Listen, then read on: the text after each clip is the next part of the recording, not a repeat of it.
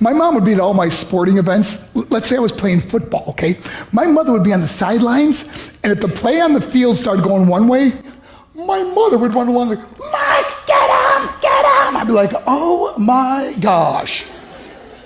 I'd get in the huddle with the other guys. They go, Mark, is that your mother? I go, no, I never saw her before in my life. See, the greatest gift my mother ever gave me, she believed in me.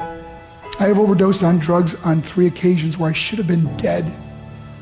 But I believe I was kept here for a reason.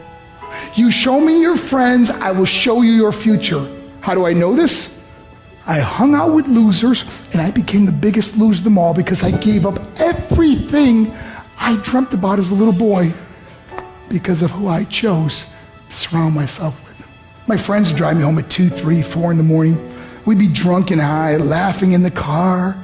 We'd pull up in front of my house in New York. They go, Mark, the light's on. I go, oh man, my mother's up. See, my mom wouldn't go to bed until she knew her son was still alive.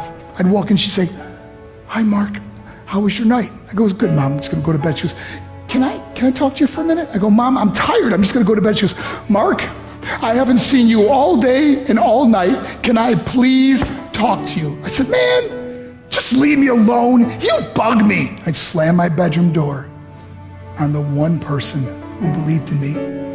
I was on a worldwide tour and we were wrestling overseas in Japan. After my wrestling match, I went upstairs in my hotel room and I fell asleep. There was a knock at my door at 3 o'clock in the morning. I got out of bed, I looked through the safety window and I could see it was a Japanese promoter. So I opened the door and he said, Mark, you need to call home. There's been an emergency. I went and got on the hotel room phone. I called back to the United States. I said, hey, what's going on? They said, Mark, I don't know how to tell you this. I said, just tell me what happened. All of a sudden they started crying. They go, Mark, I can't tell you. I said, just say it. They said, Mark, your mother died. I just threw the phone down. I ran out of my hotel room. I took the elevator to the lobby, and when the doors opened up, I just ran out into the street. I mean, there was no cars, there was no people. It was 3 o'clock in the morning.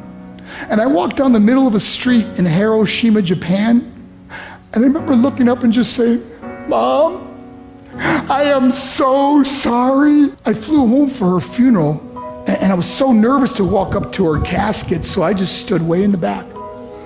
And I kept looking from a distance. I kept thinking to myself, Mom, please wake up. Please get up. And then I finally got the nerve to walk up to her. And as I got closer, I could see my mom for the first time. I mean, she was so beautiful. She was dressed in white. I mean, she looked like an angel. And I just stood over and I said, Mom, you are my hero.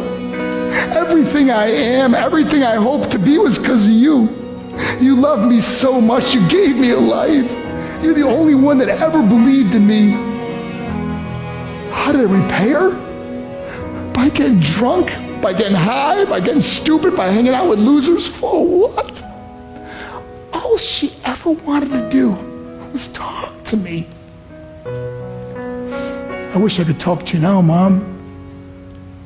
I wish you could see what I'm doing. Why couldn't I have been a better son? We are defined by our choices. But if you surround yourself with people involved in drugs and alcohol and pills, it's a dead end.